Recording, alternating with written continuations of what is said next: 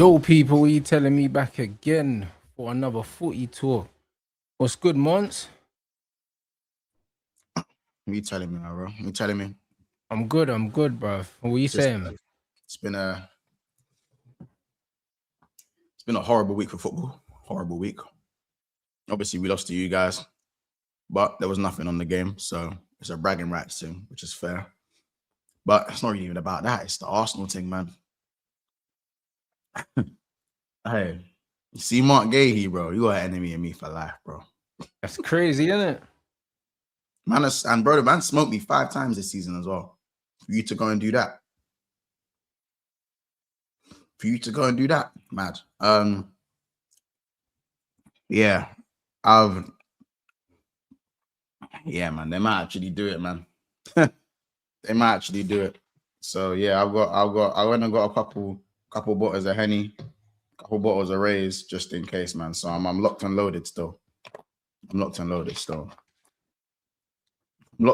I'm not booked a holiday yet, but I'm locked and loaded. Brother, football's about doing what you're supposed to do, innit? City fumbled big time. You know them ones there, like, bro, like what Gahey done, yeah, is, brother, that shit is Gerrard thing. It's a Gerrard thing. It is a Gerrard thing. It's unforgivable, blood. Like that will define his whole career, you know. Just like Gerrard's thing, bro. Like for everything Gerrard done in his career, bro. If he doesn't go and win another Prem from now, especially, it's gonna be even more amplified. Yeah, but bro, everything that Gerrard did in his career, yeah, everyone remembers that slip, bro. And it's the same with Gahey, bro. Arsenal win the league, it's on him, blood. Like he'll be known as the guy that gave Arsenal the league, bro. Like that's a stain that he'll never be able to get off. You know them ones. Like it's bigger than even he imagines at the moment, bro. But it just goes back to the conversation when I said, about how bright the lights are. Because against Real Madrid, man got beat up. You know what I'm saying? Against Real Madrid, same with Semenyo, sorry. Semenyo, he looks so out of place in that game. I think he looks so out of place. And for me, guys like Semenyo, guys like Gahey, these guys are not bad players, and they're even good enough to start week in, week out. They're good enough to start week in, week out for Man City.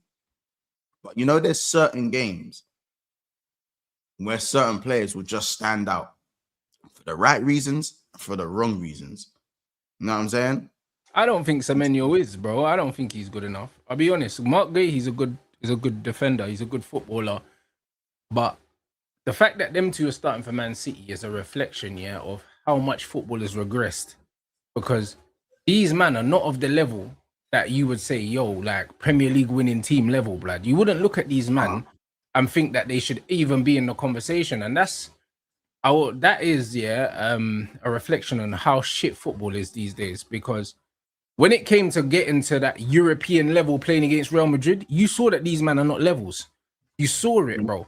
One thing that Man City had before is they had top players, that had been there, done that, knew how to win, knew how to deal with the pressure, bro. And this is pretty much a new Man City team, bro. Before they had the likes of the Diaz's and the fucking, obviously John Stones is aged out now.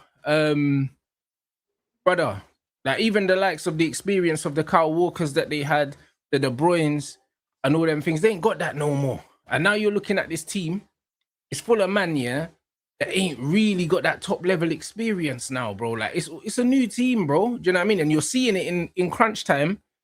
The Man City of old wouldn't have dropped the points that these men been dropping. Impossible, because the players would have got them over the line. And all that's happening now is the quality's not there. The Mark Gahey brain fart, that was purely temperament, bro. He shouldn't have passed the ball back, but not only should he have not passed the ball back, but he didn't even execute a 5-yard pass correctly because it's pressure. It's pressure, bro. He shit the bed. Do you know what I mean? And that's what it is. These men ain't been in this position before. A lot of these men, bro, they're not. Cushion of doing the square up thing earlier on in the game as well. Bro, these men act like you've been here before. Can't, because they ain't been here before, bro. And I'm saying, it's not like when them were at the Bernabeu, I said with Semenyo and Gahey, I was like, this is the Bernabeu. This isn't Selhurst Park. Yep. But imagine, these men went from relegation battles, to Champions League Bernabeu, blood, overnight. Overnight, bro. Yeah. Overnight. And you thought man was just going to be comfortable there. Nah. Do you know what I'm saying? And this is why a part of me is very worried, yeah, about buying players from shit teams, blood. Because the pressure at Man United is different. You know them, man. So as much it's good to buy the rest of the rest. Don't get me wrong, like you know how you guys got the Cunhas and the Mbeumas. It's good to buy the best of the rest. Yeah, but the difference is Cunha's a bit different because Cunha's Brazilian. He's played Champions League. He's played for Atletico Madrid. Do you know what I'm saying? Like Cunha, there's more leverage to it. I'm just saying, there's more levels, blood. He went and got the best of the rest, and apart from that fumble, but ain't been nowhere. Probably should have won them the league in it, or you know, if there is one more fumble from Arsenal. But City had enough to go win the league this season, despite not being good enough throughout the season, right? But the problem is that in key moments, and I said this before, Semenyo right now should not be starting week in, week out for City. It should be someone, Foden, even though Foden hasn't warranted a start. He's still got the experience. Foden should be starting every single game from like maybe 3 games ago. From game week 31 to game week 38, Foden should, as long as he is fit, he should be starting every. Yeah, he should be there to close game. He should be there to close it. You know what I mean? For the league, because he's been there, he's done that. He's got the experience. Like Semenyo is getting opportunities, and he's missing the one thing he does, which is strike a ball with both feet. He's not even doing that, and he's not giving. Do you know what I'm saying? At least Doku's actually the one. Doku's actually really the one dragging these man right turning now. Up. Yeah, he's the only one dragging these man, brother. Those, as you like to say, bro, that was a chicken zing operation. Yeah, bro.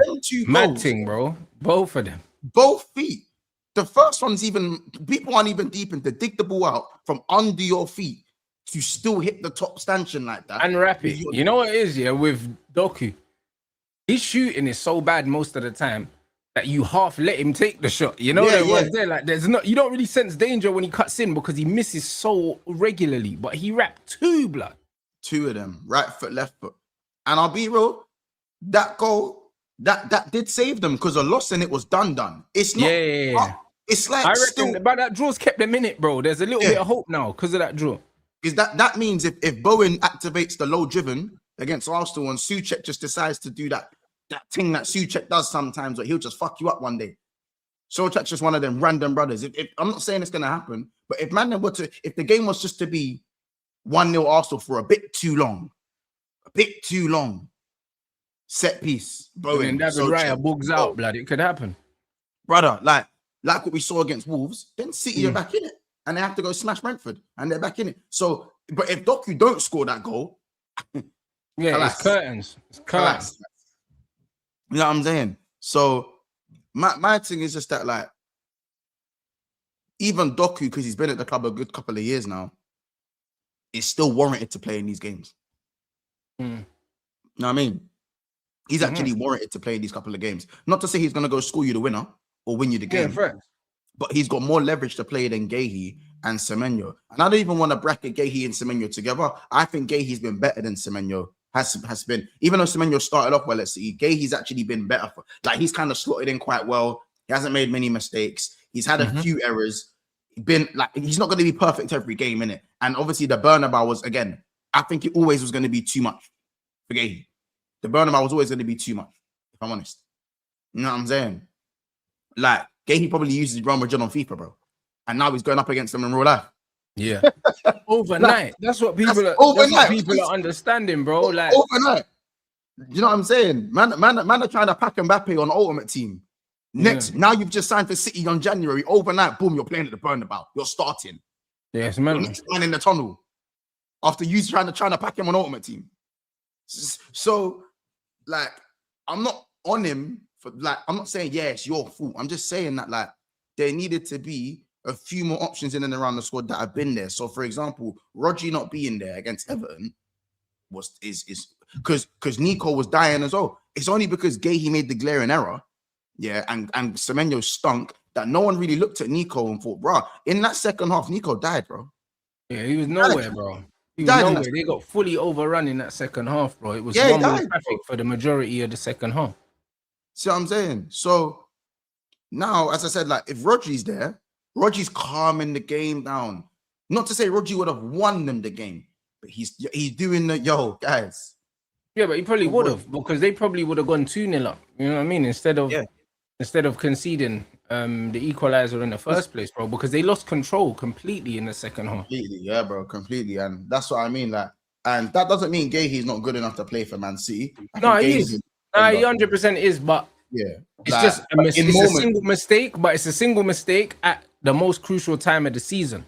Yeah, that's the reality. And also, remember, this is the first time City have had any pressure. City have been the chasers. There's been no pressure on them. Arsenal were 9 points clear.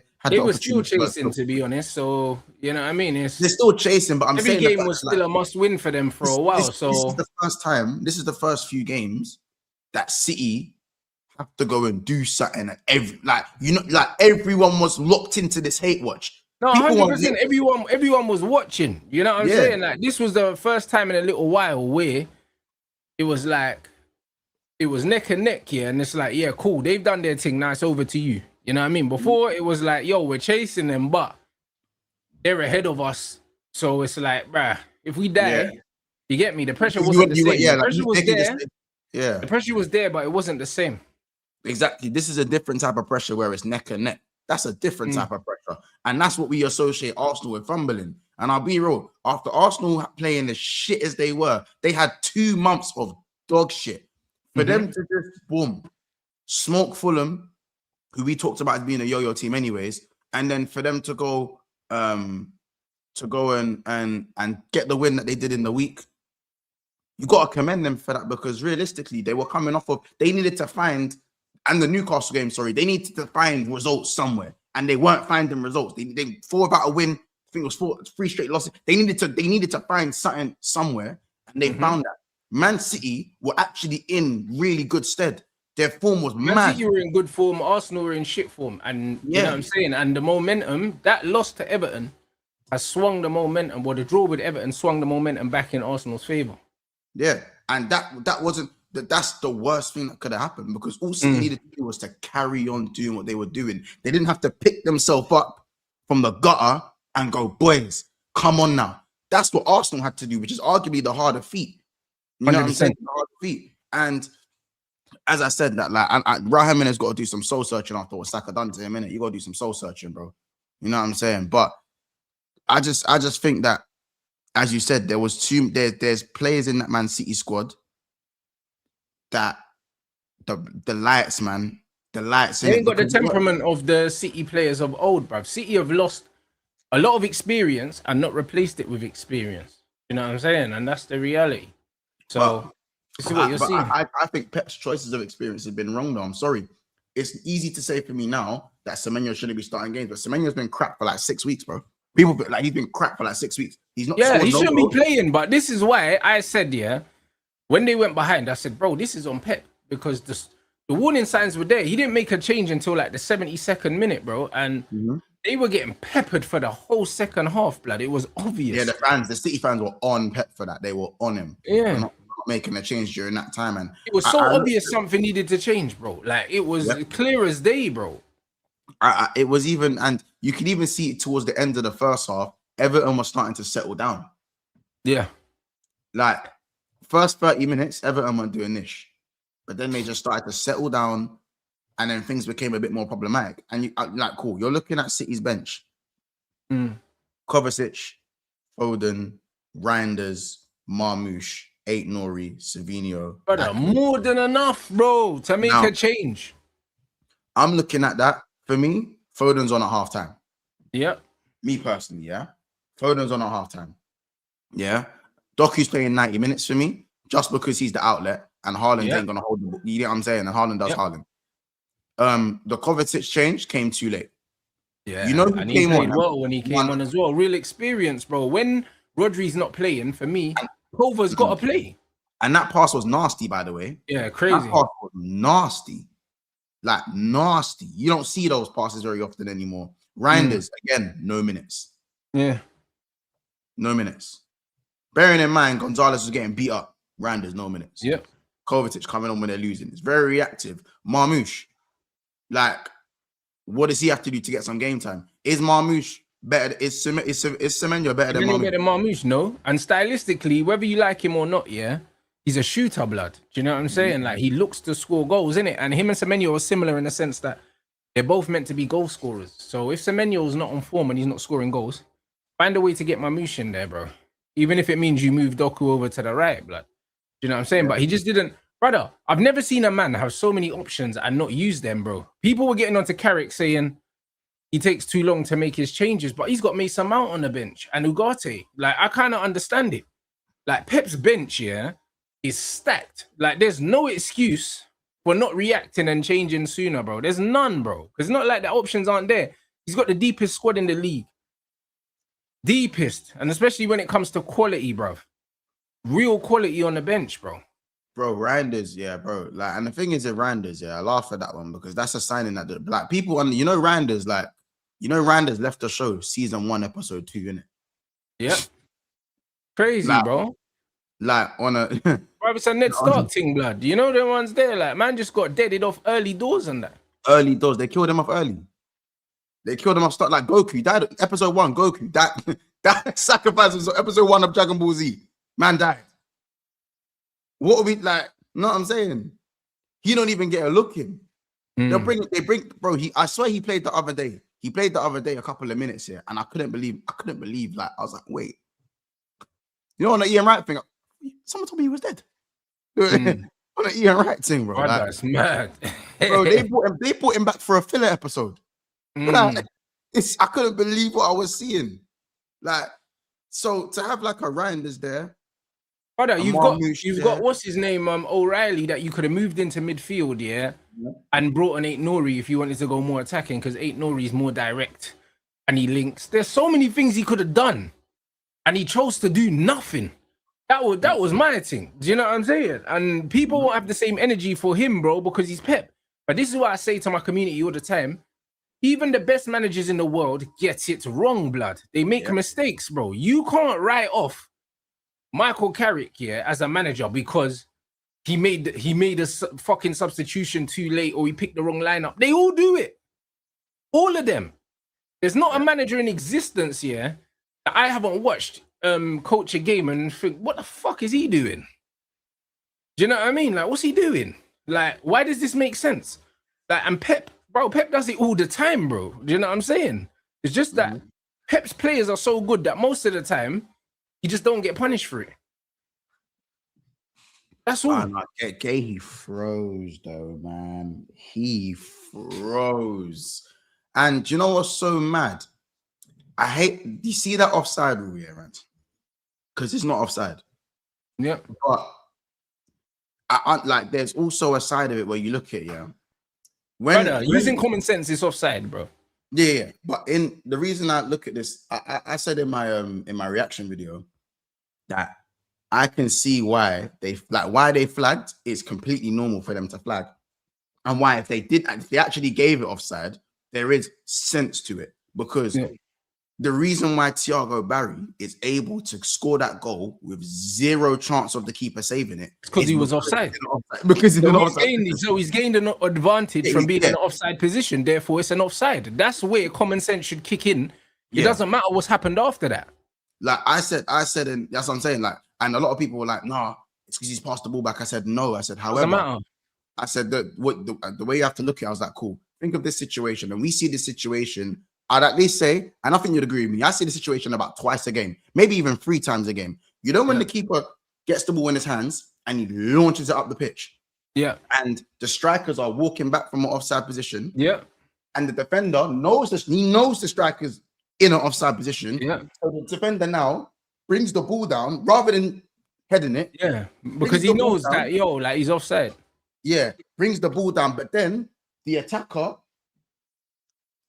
starts to pressure the defender on controlling it, and you see the linesman flag go like this. You see the linesman flag. How different is that to Gahey's situation? It's not. You know why? Because it's the grey area of if the defender is able to bring the ball down and then gets pressured and then has to change his decision to whether he plays the ball forward. Then you're interfering immediately. So again, when you look at it now from that position, when Gahey receives the ball or the ball's rolling past Gahey, Thiago Barry's in an offside position. So Gahey probably thinks, Well, he probably wasn't thinking at all. But if he is thinking, he's probably thinking, I don't have to put any weight on this because he's brother, he's man, offside. But he's also, offside. brother, he was probably just thinking, yo, my man's offside. Yeah. He might have seen the flag. So he's just like, all right, cool, man, just gonna roll it back. But for me, you can't even take that chance there, Yeah, bro, the because chance- you've scanned and you've seen that he's inside. So naturally, just turn outside and go. Mm-hmm. You know what I'm saying? You know what I'm saying? Like, Hold on, one sec. Oh, find that in the chat, bro. Man, got to go answer my door. Man said Tremaine and Valverde got in another scrap or something like that. Hold on, one sec. him in hospital. He's in hospital. What? Wait, what? Nah, that can't be true. No, that can't. What? Tremaine and Valverde got into another fight, and it was worse before. Nah, there's no way, man. I just openly scrapping like that. There's no way. There's no way man can be openly scrapping like open like man is saying he man saying he battered him. Nah, ain't no way, bro. What? What do you mean? Brother, let me go on to wait, what? Ain't no way, bro. You ain't been there 5 fucking minutes, man. You ain't been there 5 fucking minutes, man. 5 fucking minutes, man. You know what I'm saying? On a John B. McCouting. Only been there 5 fucking minutes, man. Nah, there's no way. There's no way. There is no way. I'm not really seeing Fab reporting it, though. I'm not seeing that. I can't lie. I'm not seeing that at all. I'm looking now. I don't know where you lot are seeing that one still.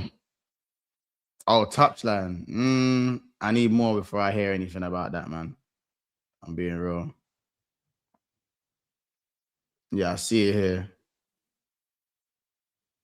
A crisis meeting underway. Taken to hospital. Another heated.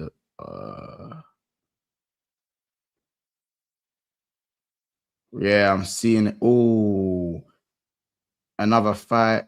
And it was worse than yesterday. But they're saying, man, the one I see you is on. They're trying to say, so they had the previous altercation. They had the previous altercation. And then man basically said, when I see you is on a Sterling Joe Gomez thing. They're trying to say it's a Sterling Joe Gomez thing.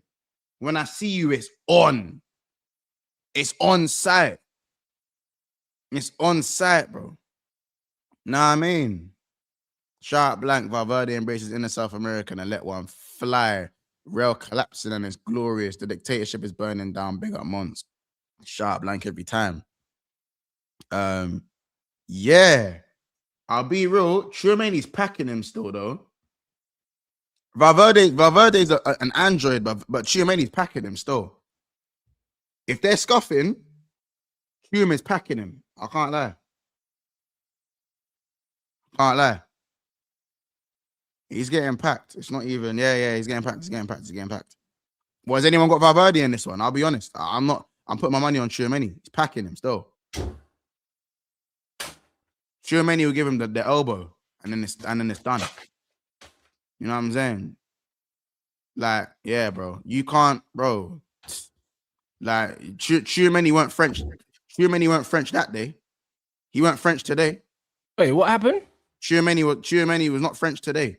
They're saying, so Marco reported that Tchouaméni and Fede have already got into another fight today. They had a fight yesterday, but today's fight was worse. So man did it when I see you was on, basically. So what, man got into a fight in training again?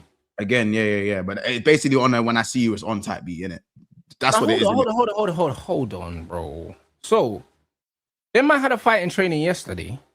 Yeah. And nobody at the club stepped in to squash it to make sure it was done. Like man smoked. Maybe it was again. You know what man are on, bro. You know when man are really on. When you're come on, bro. You're never really when you're trying to get someone down. You know, act like it's fine. And then when you see them, they said he had to go to hospital. He probably just had a concussion or something like that. You know, when man just got sparked and that. Yeah, this is the second time. I'm just saying the first time they had a fight. You know how man can act like they're all right, and then really when I see you on, I act like we're good. You know, like, yeah, that's probably what it was on a Sterling Joe Gomez thing. Brother, listen, Tchouaméni's trying to get that Man United move, blood. You know they made there. That's what it is, bro. If that's what he's trying to do, safe. You know they made there. Man boxed up Fede, and you know that Valverde's the golden boy there, so Tchouameni got to leave. Yeah, it's Spur. Yeah, they're saying Rudiger and correct. Yeah, they're saying Rudiger and Carreras had a little sign. I see that as well. And obviously Mbappe is they're just saying Mbappe. Yeah, so that means that so basically in layman's terms, the dressing room is just split, bruv. You know what I'm saying? There's a lot of unrest in the camp. And that's what happens when you've got a lot of egos. Man are not winning games. And that's what I say to you, man, bro. Like, success is relative at times, bro. You know them ones, because it's like, you look at Real Madrid. Real Madrid are fighting for everything. Look at the state of their dressing room. Because ultimately, what would be seen as a good season for a lot of clubs is failure for them, bro. You know them ones. That's why man are pissed. Man are actually pissed, bro. And that's why man could chill right now, bro. Do you know what I'm saying? Because man could do the 1 game a week banter for man, but bro, our dressing room's never been so good, bro. It's never been so good because we've been in the ghetto. Do you know what I'm saying? And now, bro, finishing third for us now is great, blood, considering where we came from. We were 15th last year. And we finished third, bro. Do you know what I'm saying? And we beat all the top 6 teams, bro. So it's one of them ones where that looks like success, bro. Everyone's happy now, bro. And Real Madrid had a better season than us, and them man are fucking putting each other in hospital. So it's just one of them ones, bro. That's why you have to look at each situation, through a certain lens, bro. Them man are fucked. Them man are fucked. That's the reality. So man could do the 1 game a week all they want, blood. When I saw that picture on Kobe's birthday, I was like, yeah, bro, my club's all right, bro. Like, we're in a good position. You know what I mean? Another window in the summer. Do you know what I'm saying? And then we play some proper football next season. Champions League 30, bro. And this is what it is. So, brother, I'm calm, bro. Like, man just have to sit there and watch the chaos unfold, bro. I can't lie, bro. Like, even when I'm looking at Liverpool, it's like, bruh. You know what I mean? Man spent all that money to have to spend all that money again. Because it's another 400 million job to get Liverpool back in title contention. It's another 400 million. And it's 400 million spent the right way this time.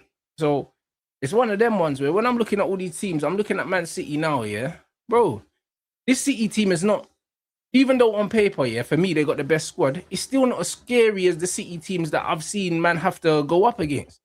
It's not that scary, bro. When I see players like fucking Semenyo, like, bro, there's no fair, blood. There's no fair. Like, I'll be real. Like, I like Savinho, but when I'm looking at him, when I'm looking at fucking Semenyo, you know what I'm saying? Doku scored a few good goals, but I don't fear that guy. And there's no reason for us to fear him, bro. I think the guy's got like 4 league goals or something like that.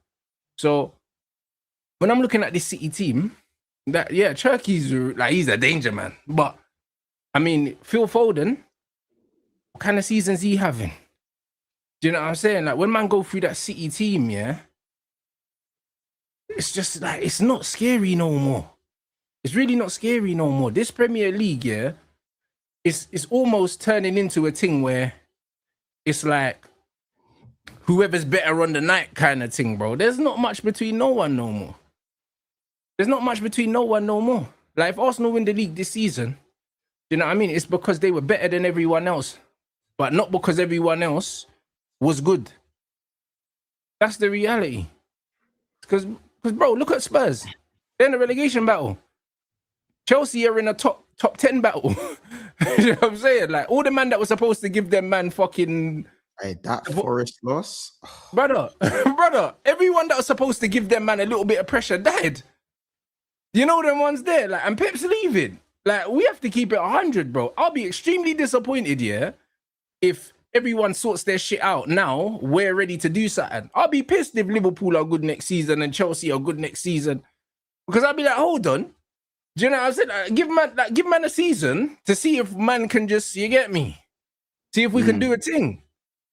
Because, like, bro, the way I see it is it's our turn. Last season was Liverpool's turn. Do you know what I'm saying? The season before was Arsenal's turn. They fucked it. The season before was Arsenal's turn. They fucked it. Let us have a go. Let's have a go, bro. Because everyone's having a go. That's what it looks like. That's what it looks like. It don't look like no one is really pulling away now. When Liverpool and Man City were doing their thing, they pulled away from everyone. Yeah. Like, double figures gone, like, pulling away, like. Do you know what I'm saying? It was unrealistic. It was unrealistic numbers. Unrealistic. Yeah, them numbers. at 100 points, 99 points, gone. Like, you know them, like, bro. Like, bro. But now no one's not doing that now. Bro, You know if I was losing 2 games, I'm calling crisis. You know how stupid that sounds? How stupid that sounds? Brother, it's crazy. That's what I mean. 97, 98, bro. Like, it's not that no more. Now it's just have a good summer and then see what happens. That's what it is. That's literally what it is right now. Like, it's a free-for-all, blood. You know what I mean? And I don't think that's necessarily a bad thing because we're on our way back. So we don't need it to be strong and super competitive. We kind of need it to be kind of shaky like it is now. Do you know what I mean? That's exactly what we need. Do you know what I'm saying? That's what Chelsea need because they're shit, blood. Bro, listen, brother, they're so shit, yeah? Like, it's not even funny no more. It's not even funny no more. Like, brother, like, I nearly feel bad for certain Chelsea, man, you know, because, bro, that man was speaking so wicked. And now when you look at their team now, it's crazy. It's a real crazy, you know. Do you know what I'm saying? Like, and all the shit them man have been talking over the years, that's how you end up with someone like Garnacho. Real humbler, bro. That's what that was. That was a humbler. I remember when they sold us Mason Mount like it was yesterday, the shit I had to hear. Them man were laughing at me. Man was getting DMs on Instagram, just laughing emojis. Couldn't believe it. Who's fucking laughing now? Who's laughing now? That's the reality, bro. Bro, they're talking wicked, bro, these Chelsea, man. You know what I'm saying? Them man thought they were getting Xavi Simmons and them things. Bro, you man remember, you're talking wicked. You man signed fucking João Pedro. I mean, talking wicked. That's what you man were doing, cuz. And now look at you. Man getting slapped up. Was that 6 or 7 losses in a row? Bro. Nottingham Forest, they rotated their whole 11. Oh, the Spurs are going to beat them, you know? Do you know, and no, but they were, and this again, Chelsea was saying, oh, we got Spurs match day 37. We're relegating them. Remember remember that one? Remember that one? We're going to be the ones to relegate them. To add insult to the injury. Bro, I swear to you, them Chelsea man are on the beach, you know, and they always beat Spurs, so you know Spurs are beating them. Yeah. You know, like, it's written. It's written still. Like, I say it now, like, I'm not even hearing the on the beach thing. I'm not hearing that. Do you know what I'm saying? Because for me, you see that Lavia, Caicedo, Enzo midfield. That was supposed to be the Holy Trinity. You know what I'm saying? Yeah. That was supposed to be Rooney, Ronaldo, Tevez. That was supposed to be MSN. That was supposed to, you know what I'm saying? That was supposed to be Mane, Salah, Firmino. That's what that was supposed to be, bro. You know what I'm saying? That's what that was supposed to be. That midfield, that's a 280 million pound midfield. Yep. By the way. And they got beaten up by who? Dominguez and Yates. Bro, you see this complacency, we can be shit and beat Spurs. This is what is going to have you, man, eating humble crumble, you know? This is what it is. Like, you can't talk like that anymore. You're not that team no more. Like, I don't know how many signs you need, yeah, for you to just understand that you're not that team no more. Bro, anyone can turn you over, blood. Bro, Gallagher's gonna have that look, bro. And I'm telling you now, because as I said, when I looked on the fantasy app, I looked on the fantasy app on the game because obviously, one of my guys was like, "I am MONTS. What are you saying for this Chelsea game?" I'm not gonna lie. Forest have rotated. I was like, I knew they were gonna rotate. How much are they rotating? And he was like, go on the app and check the 11. Brother, who the hell was Nets? Brother, man don't even have a picture. Bro, you know when man don't have a picture is crazy. They found, I said I saw Cunha at centre back. I said, huh? Brother, you got no picture, bro. Bro, look at this. Look at this. Do you get what I'm saying, bro? Like, look at this stuff, bro. Who is that? Bro, that's the manager's son, blood. Dominguez and Yates. It has to be. Man, ain't got a picture. And Yates, bro. Dominguez and Yates, bro. I ain't seen McAtee. I forgot McAtee even kicked ball. And he played left mid. I forgot McAtee was kicking ball, bro. I forgot he was kicking ball. I actually forgot. Now look at Chelsea's 11. Now outside of Derry, and hope he's well. I hope he's all right. You know what I'm saying? He had a mad Yeah, thing. But Cucurella. brother, brother, But like, that's pretty much their yeah. apart from the left wing, you blood. That's Arma pretty much their Fernandez, team. Pedro, Lavia, Caicedo. Okay, fair's tossing and that, but they and what's worse, Yeah, but they Tossin's dashed still in. like, bro, he's a credible first team player, bro. Yeah, and bro, they even dashed in. They dashed in Cole after coming back from an ACL. They just threw it there. You know how nasty that is. That's fucked. You know, Mm. man, a 2-0 down to bro. And by the way, you man aren't deep in a midfield of Bakwa, Yates, Dominguez, and McAtee. Bruv. Dominguez and Yates. Yates is an academy prospect, no, so he don't cost no money. And Yates and bro, Yates will be at bro in 2 years. Yates gonna be at Fleetwood, isn't it? Yeah, he'll go to Millwall next year and he'll be at Fleetwood after that. Yeah, Dominguez, don't because his name is Dominguez, bro. He is horrid. He is horrible, fam. Dominguez and Yates versus Caicedo, Fernandez, and Lavia. Owonyi got a brace. You let Owonyi. But these men are talking wicked. You know he never got a Tottenham. game for me, by the way. You know Owonyi come from here, us in it. Owonyi was at Liverpool for 7 years, you know. Please understand. And they got Abbott at right back, Morato, Cunha, and Nets. Who the fuck is Nets, bro? Who is that? Who are you? Who are you? Who are you? And look at Chelsea's bench. Colwill, Delap, Santos, Hatto, James. Colwell's back now. Yeah. Oh, Come man. on. They subbed him on after an ACL. This is the game they decided to sub him on for. Shit. You know what I'm saying? That's crazy.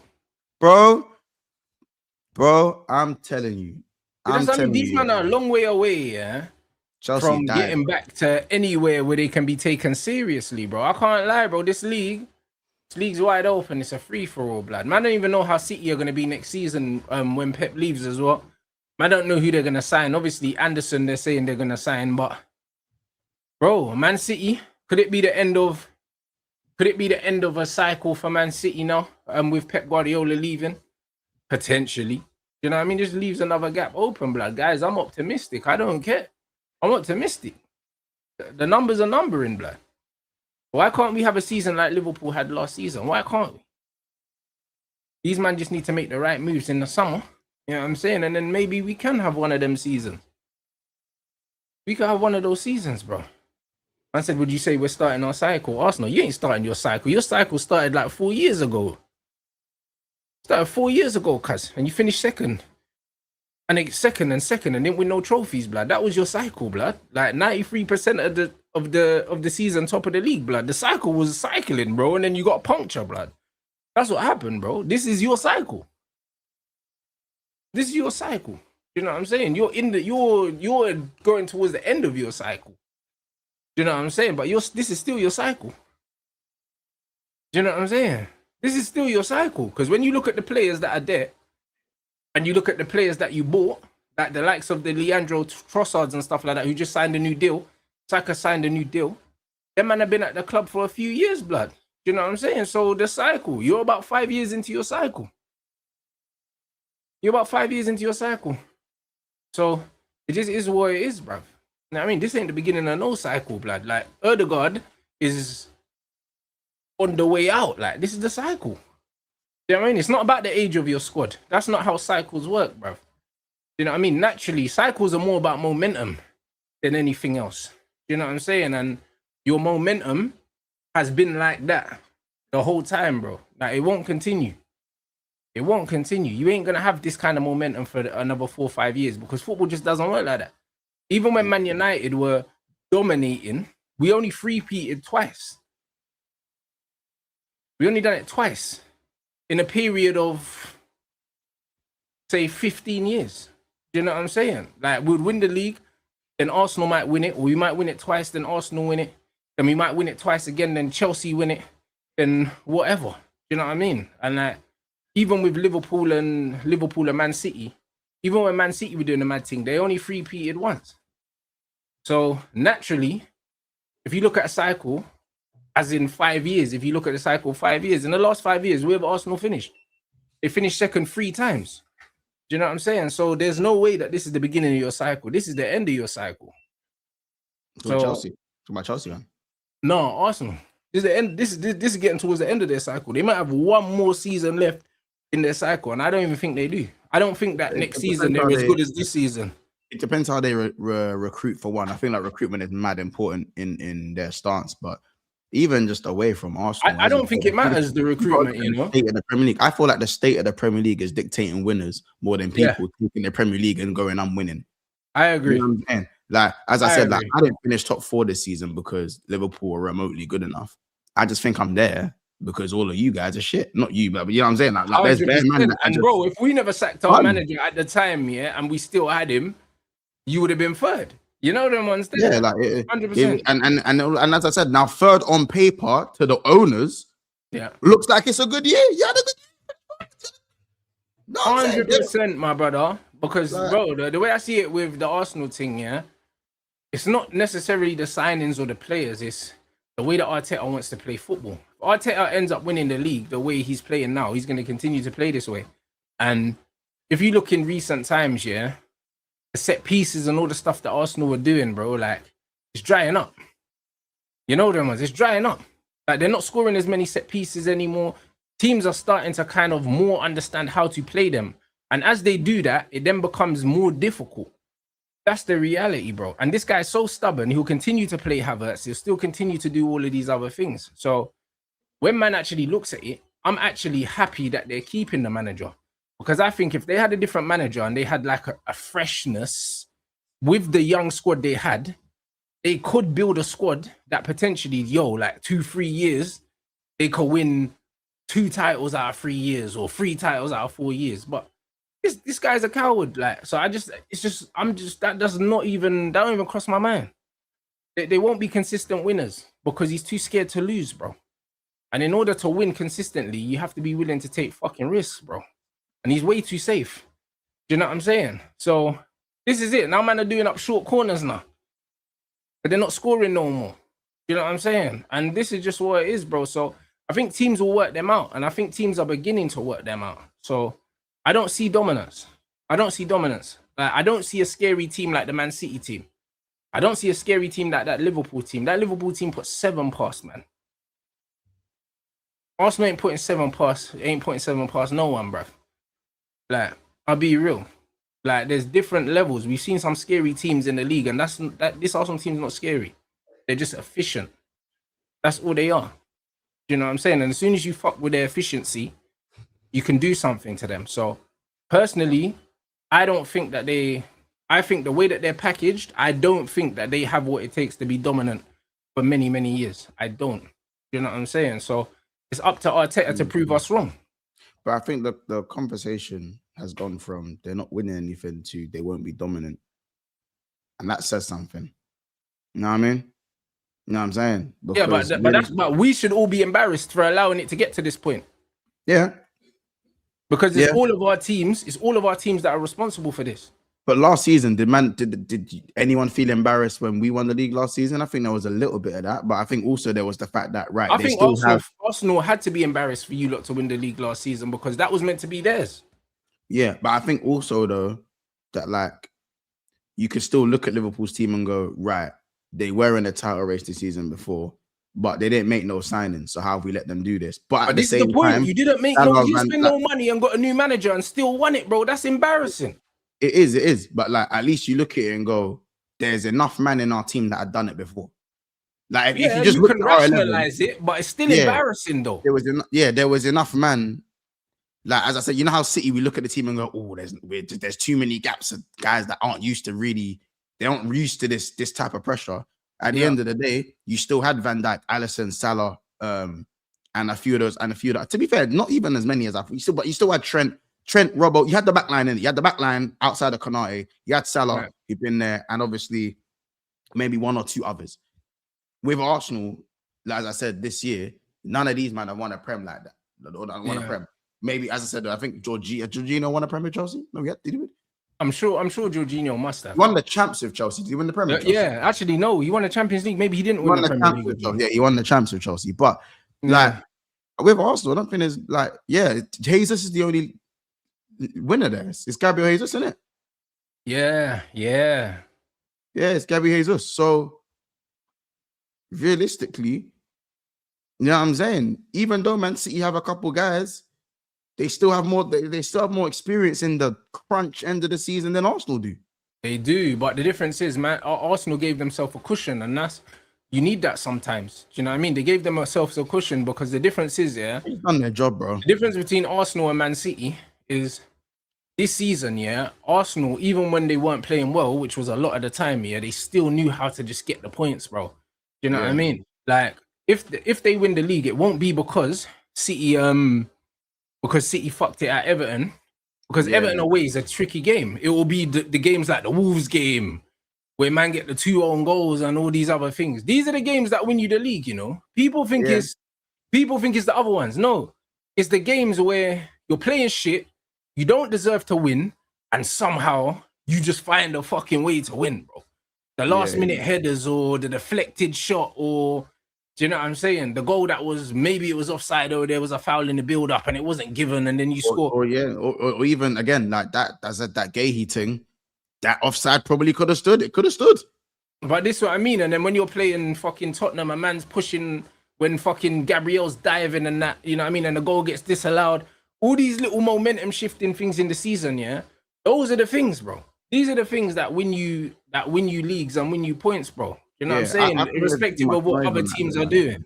I think there's too much noise on the whole Gabriel flinging himself to the floor thing. We know it's a bitch thing, but if they win, they're not gonna care. Simple as that. I just think it's that. Like, do you know what I'm saying? No, I hear that. But this guy gets away with murder, though. He does. But bro, do you know who used to get away with murder, Rants?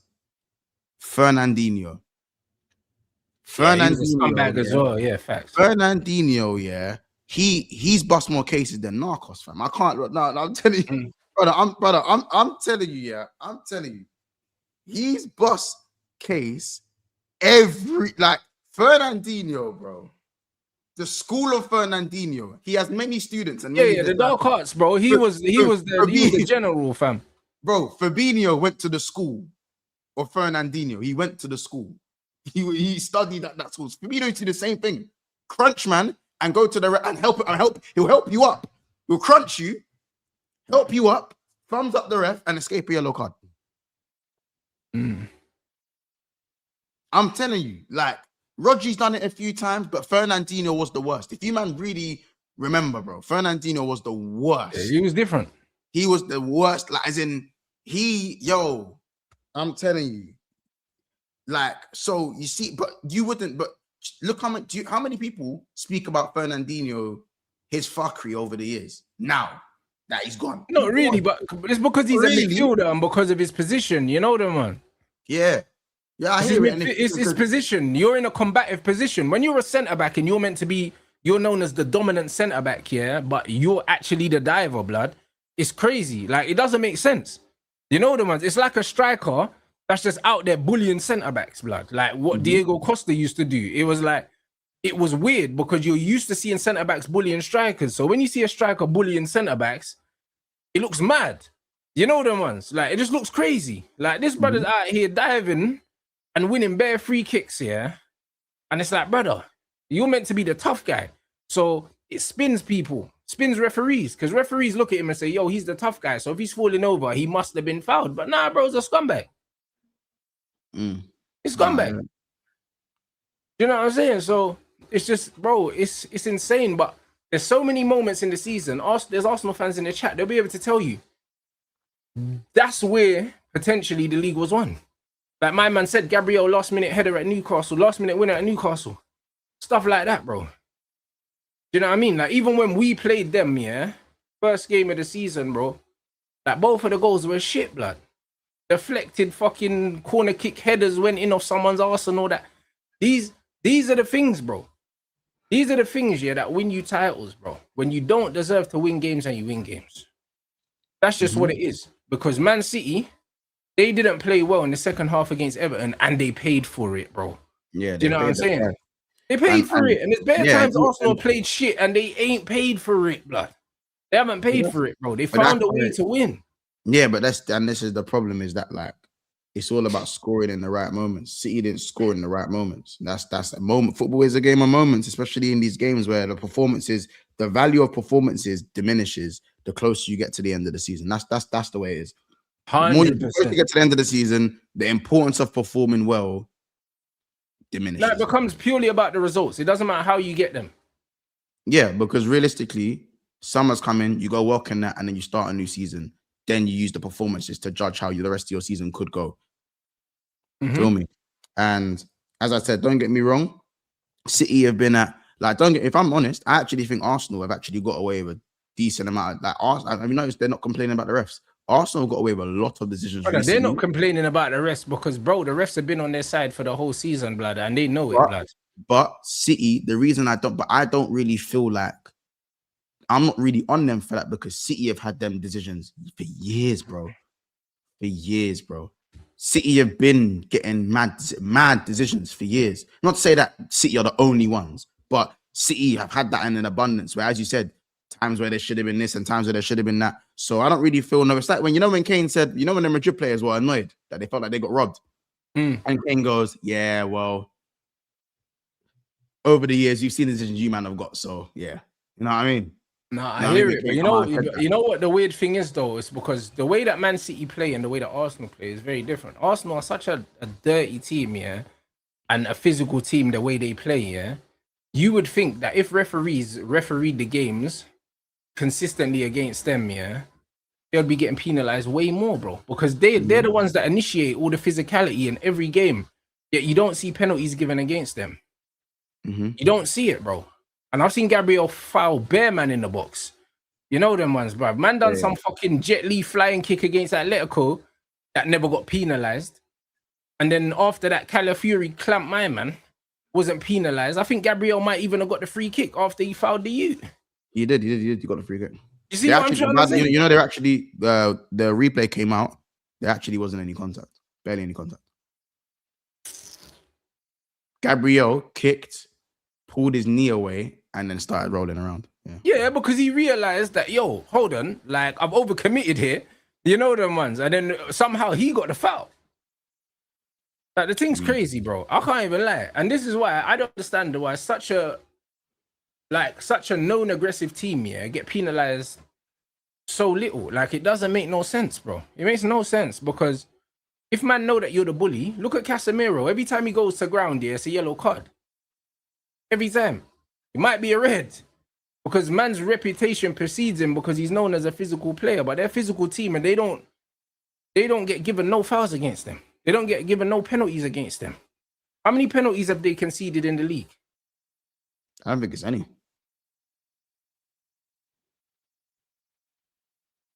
None. Like, even Pep said, oh, congratulations, yeah. Like, bro, Arsenal goalkeeper got a fucking free kick from a corner kick, bro. Them man be fouling man's keepers every single game. Not a single foul given against them man there. And they're pulling goalkeepers into the net and shit. And man don't think there's nothing funny about this. But it's crazy, bro. You know what I'm saying? Like, this is mental. It's actually mental when man look at it. That's why, yeah, it's one of them ones where, bro, when everything's going your way, it's not going to continue like this. Because them man know in their heart of hearts here that they ain't been that good. They know that. But they don't care and they shouldn't care because they don't win enough to care. They don't win enough to care, bro. You know what I mean? A lot of men in my chat have never seen their team win a league, bro. I haven't seen it. No, I wouldn't care anyway. Even if I'm not, I don't think many people would care. I just think that, as I said, like the normal complaints aren't the usual complaints. That's what it is. Like, I think when I look back at the Simeone thing, I do think Simeone, you need to pick when you go down with your contact, because Simeone only goes down when it looks like he's lost control of the ball. When Simeone then the back of his heel gets caught, he should be going down there.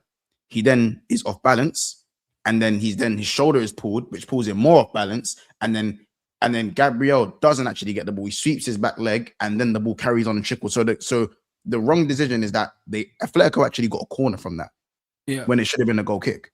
But if it's a goal kick, that means Gabriel doesn't get the ball. So Gabriel doesn't get the ball. But this is the fucking point, and this is why they should ask referees after the game. All right, cool. So why was this given? Do you know what I'm saying? No, because this is the thing. Like it's the same with the Gyökeres penalty in the first Atleti game. Yeah, he only goes down because he knows that he's miscontrolled the ball. That's why he goes down. Like it's if he thought he could score, he stays on his feet, bro. Because he's ahead of the guy. He's stronger than the guy. There's no way that big guy got knocked over by that. No. And if you're that big and you get momentum and you're pushed in your back, he's gonna push you forward. You don't fall like that. And that's the point. So it's like referees are seeing certain things, yeah, and it's like, bro, if you're giving or not giving something, then you need to explain why you're giving it.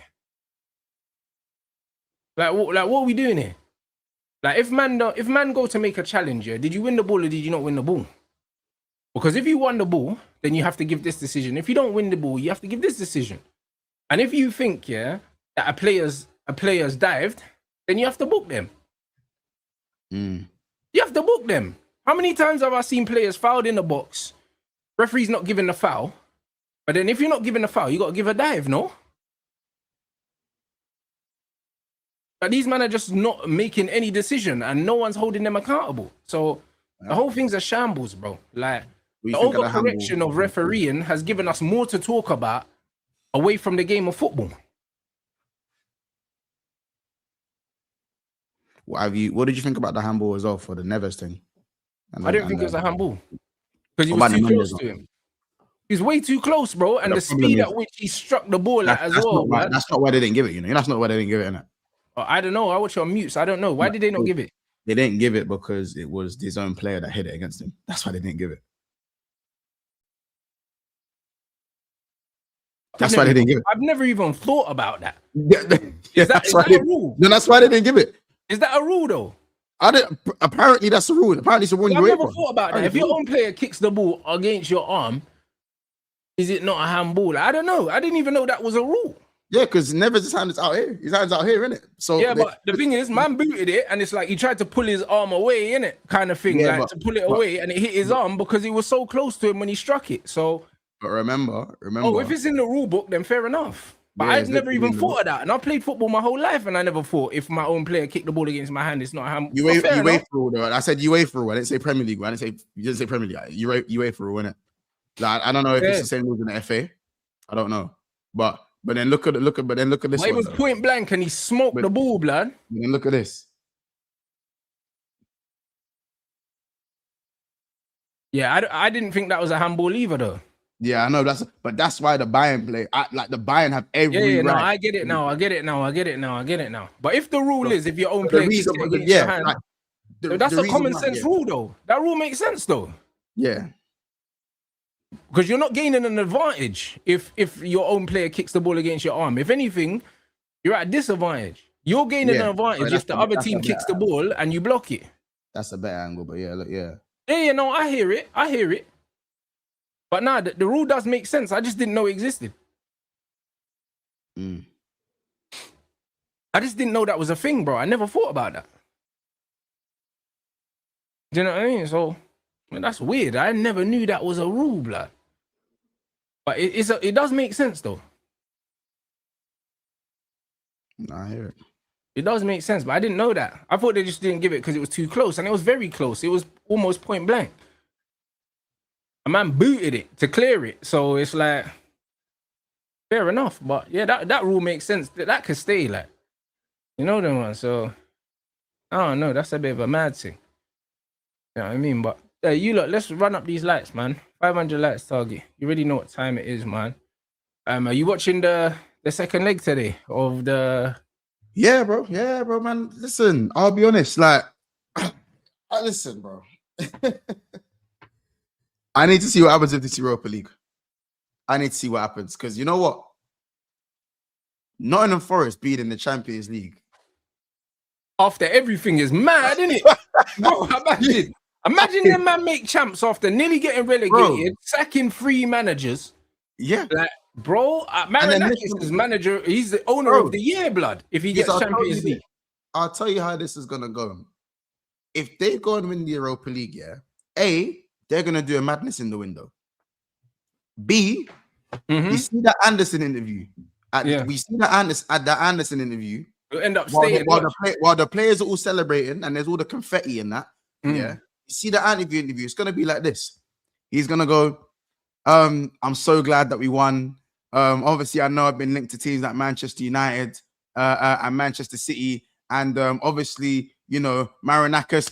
Mr. Marinakis obviously has he's made great progress to the team, and I think I'm probably gonna stay. I've always wanted to stay, and I don't care what type of money they deem me at. My future's at this club. And this club only. I'm probably gonna have to dot you to his waist, bro. They're gonna have to. If Mr. Marinakis wins the Europa League, they're gonna go mad in the window, and everyone's gonna have an interview with a shotgun to their waist, bro. Off camera. I'm telling you, forget about the Anderson thing.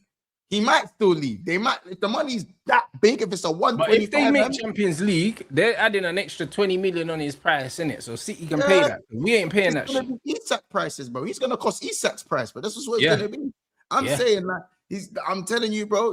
From being threatened with relegation to qualifying for the Champions League is diabolical. It's brother. Well, why we acting like we ain't seen it before? Yeah, Tottenham did it last season. They finished 17th and they played in the Champions League. Now we're seeing it again. We're seeing it again, and I'm now looking at Dominguez and Yates versus Pedri. Diabolical, bro. Deep it. They could be there, and Chelsea won't. Do you understand how crazy that is? Morgan Gibbs White turned down. Well, he was stopped from moving to Spurs. I don't want to say he turned down Spurs. He was stopped from moving to Spurs and might get Champions League anyway.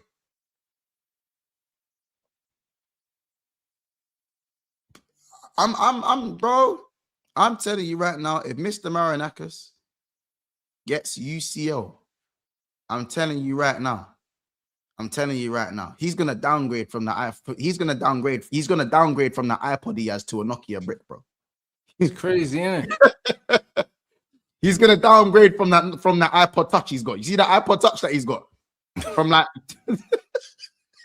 with the button. He's got the button. You know how they read? He's still got the button on it, isn't it? Bro, you don't have. It's not the touch. He's gonna downgrade from with the earphone to the iPod Touch. Yeah, I'm telling you, bro. Don't ever fuck with a guy that still uses the iPod Touch with wired earphones, bro. It's mental, you could never. Like, bro, this is real. I want them to do it now. Do you know what I mean? Just for banter. Same. Now I need it for the. I need that to happen. Yeah, for the betterment of the game, just for the raw. This actually happened in the history books. This happened. Like, let's not like these men don't have more European heritage than certain big boys right now. You know what I'm saying? It's not like in the history in that. You know what I'm saying? And I think it's a weird one because they might all get relegated next season because playing in the champs and playing in the league is just a mad thing.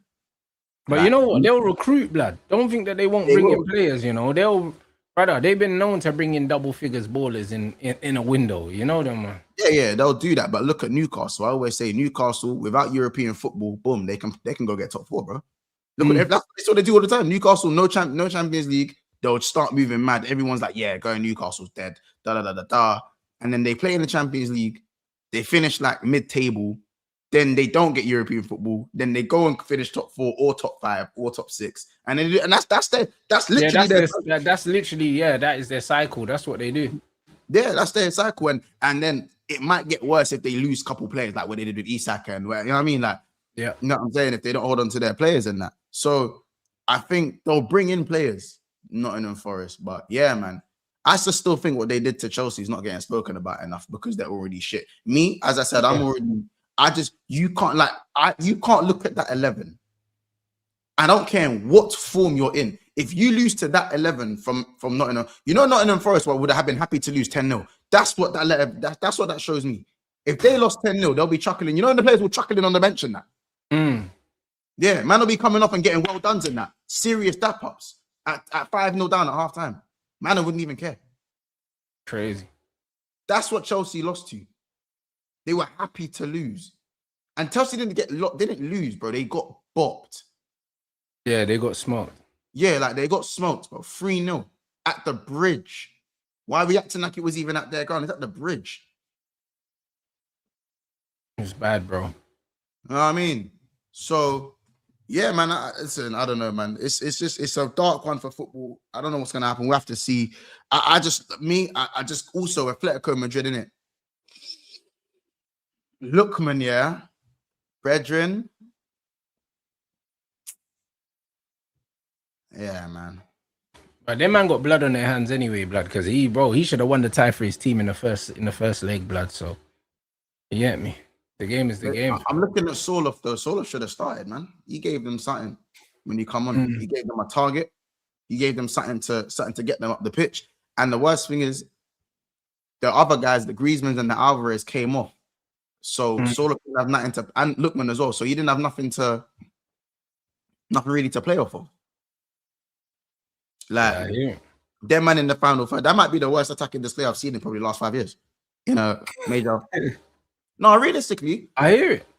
In like a quarterfinal, in a knockout Champions League round, I don't think I've seen a worse offensive display than that second leg at the Emirates. I hear it. You know what I mean? I did Griezmann, Alvarez, all of them, bro. I can't lie. Like, and for me, taking off Alvarez and Griezmann signaled defeat to me. That signals defeat. I know what those subs look like to me. I've watched many a game under Klopp, and Klopp never takes off our front three. But there's certain games that we play where I'd see Klopp take off Mane and Salah, or he'll take off Firmino and Salah, or Firmino and Mane, and I'll go, yeah, he don't give a fuck. Yeah, 100%, innit? And he'll do that smile, and he'll smile. Klopp will do that smile with his jolly ass. Do that smile. He'll just do that smile and just take these man off. And even, bro, we've seen Pep do it. You've seen Pep take off Sane and Sterling, you know. He's just taking them off. He's just gone, it's done, man. Certain substitutions signal defeat, innit? No, I hear you. It was peak, bruv. It was actually peak, bruv. Yeah, man. You man already know what time it is, bro. It's dead. But yeah, no, as I said, you man got the better of us as well. You man whooshed us in that first half, but yeah, that first half, bruv, to be honest, we gave you the goals you got, we gave to you, innit? Like, we made the game entertaining, to be honest, because we made 2 mistakes. We don't do that. It's just a whitewash, bruv. Like, you man didn't look like doing wrong. Roberts I still done well for the goal, I think. I can't lie. Like, he did well for the goal, but we gave him that. You know what I'm saying? And then the second one we gave, man. But listen, but even your 2 goals were shit, deflection and a handball. But you guys should have scored the opportunities you actually carved out. Yeah, we were cooking you man up. You were just moving. I'll be honest, in the final third, you man were just a bit. Yeah, like I think you should have got a penalty, or you should have got a penalty maybe with thing. But obviously, if he scores, he doesn't pull it back. Remember, he doesn't. It's one of them ones where if he scores, he don't pull it back. So that's probably why they didn't give it. Bruno has to score. Bruno has to score that chance. And Buemo's unlucky with the post. Like, you get it. It was he didn't, bro. But you know what's funny, yeah? Shot selection. I keep telling people, and I told people, Kobe Mainoo. He didn't need to zing it. That's what I'm saying. Look how Kobe Mainoo took his finish, side foot, passed it in. That's what Bruno needed to do, but he tried to lace it. And this is what I keep telling people, yeah? Being a good finisher is also, shot selection. It's knowing when to use the instep, when to use the side of your foot, when to use the inside, when to use the outside. Look how Kobe just passed it into the goal from 18 yards out. If Bruno goes with the inside of his foot and just guides it on target, he scores. But he ras it. And you don't need to ras it from that distance. Do you know what I'm saying? So it's one of them ones where finishing quality is every bit as much about what tool you use to do the job. Do you know what I'm saying? And Kobe used the right tool for the job. Yeah, and that was it. Yeah.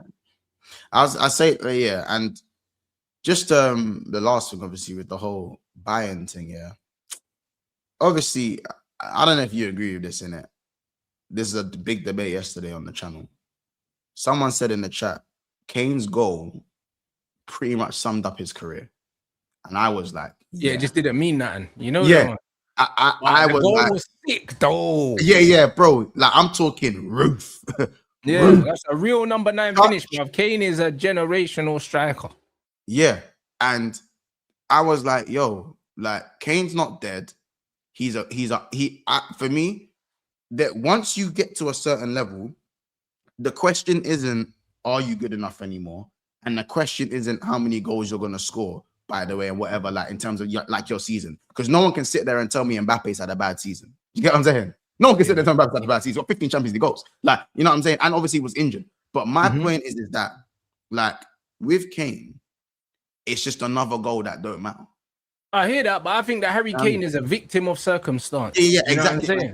And I even said it's not his fault, but it's a fact the same way. But also, when you get to a certain echelon and when you get to a certain level, I class Kane as elite of the elite in terms of he's one of the all-time greats. Yeah, like in that Lewandowski, but in terms of we just talk about the player, he's an all-time great. He's an all-time great striker. He's an all-time great. So for me, when you're in the all-time great conversation, yeah, or even just like the longevity merchant generator, in that longevity consistent. If you have a bad season, it's a bad season for you and not for anyone else. That type of good, yeah, bro. The question doesn't become how many goals are you gonna score. The question becomes, did you get your team over the line? Yeah. Because we're splitting hairs outside of that. You know what I'm saying? We're splitting hairs.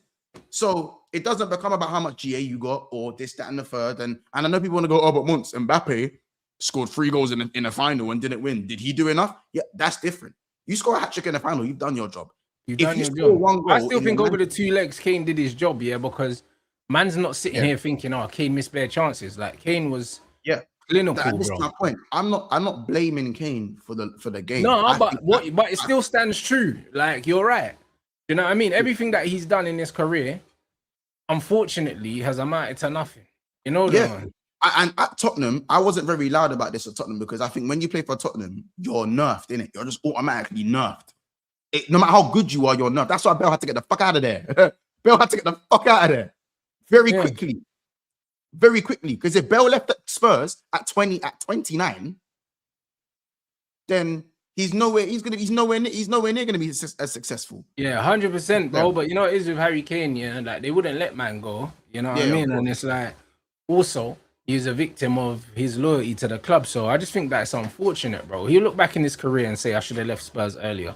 No, facts. But my thing is just that, as I said, that don't get me wrong. It's not to say that you didn't do enough. Like there's players that have done enough. Like Neymar done enough in games. I'm not saying. No, you're right.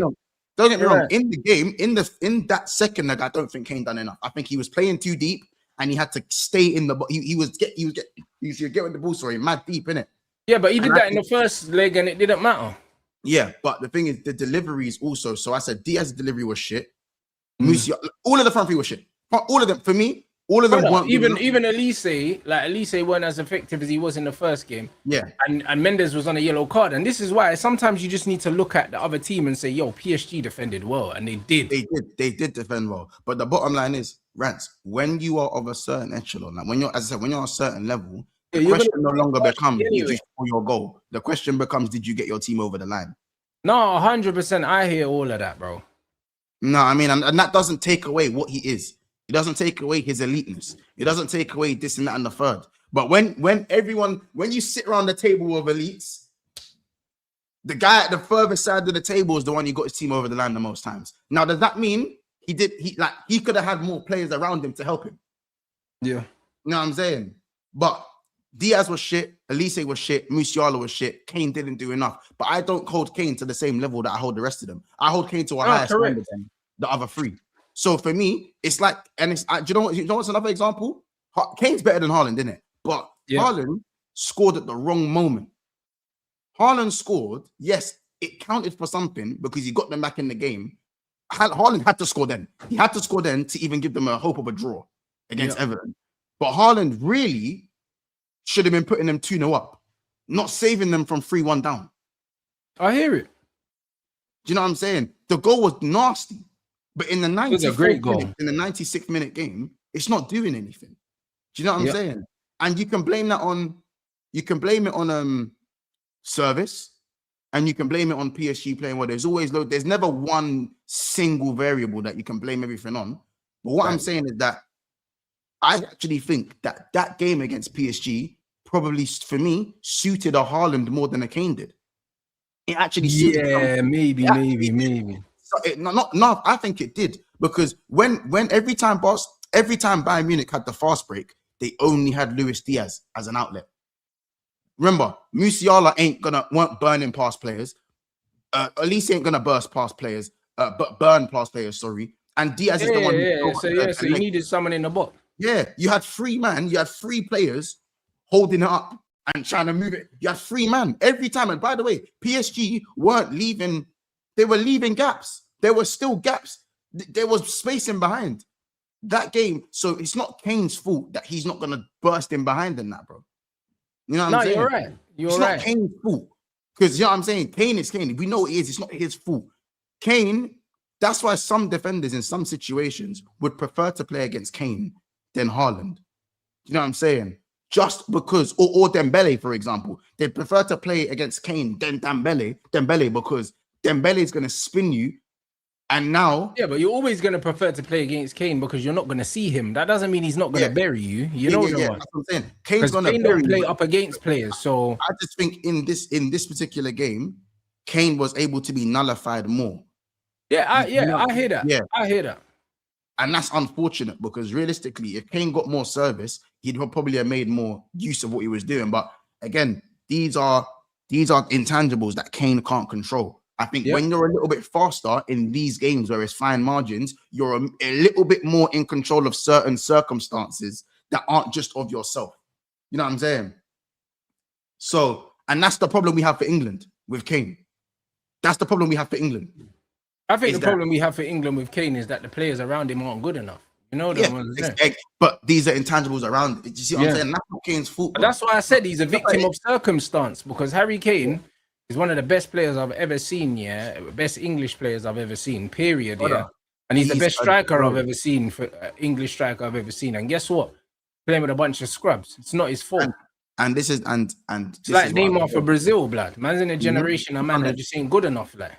Exactly. So this is why I agreed with the statement that him scoring in the 94th minute while his team was 2 goals down in aggregate, it just sums up the ironically, I hear it.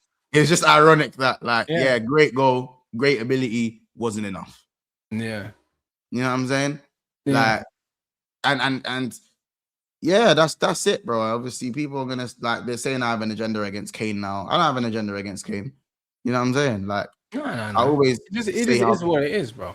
I just think if you're the best player in the world, when Virgil's the best player in the world, remember we was talking about Rants the other day. When you're deemed as the best player in your position or amongst the best players in the world, things that aren't your fault are just your fault. Yeah. Like, you know what I'm saying? So don't put man on the pedestal because by the way, that's the Arsenal special.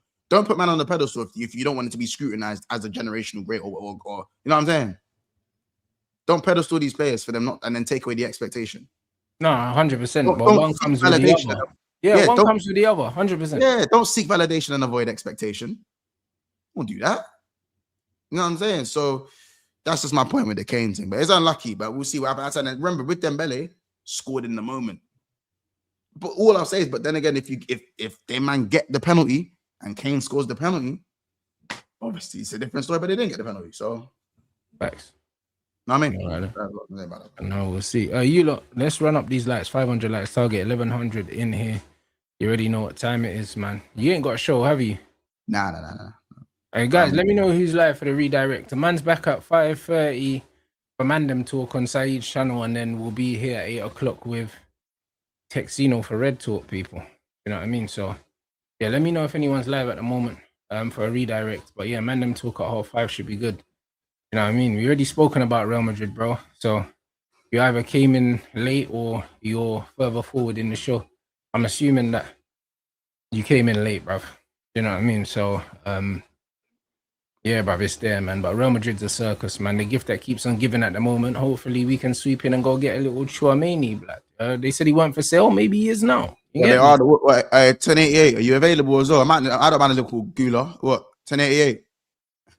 I don't mind it. You know what I'm saying? I don't need Valverde because we got like a watered down Valverde, but you know what I mean? I don't mind it, man. I don't mind it. So. Yeah, man. Big up everyone inside. You already know what time it is, man. But yeah, 5:30 Mandem Talk, people. I'll see you there.